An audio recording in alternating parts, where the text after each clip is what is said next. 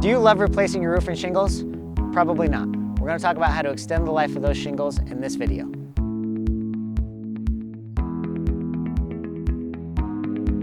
I'm TJ with Eco Elements. Our job is to help your home be more energy efficient and more comfortable. But today we're going to talk about shingles. The lifespan of these shingles is 35 years. This is an architectural shingle. That's how long it's supposed to last. With improper ventilation, we can lose a third of that shingle life by not properly ventilating that space.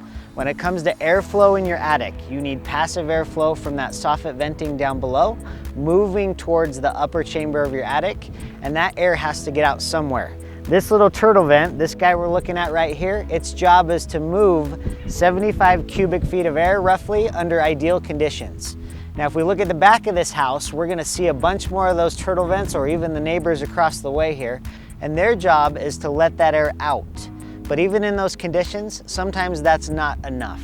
If we run into excessive heat inside your attic space, that's gonna cause accelerated deterioration of your shingles. That's gonna cause warping and splitting of cross members of the structural integrity of the trusses.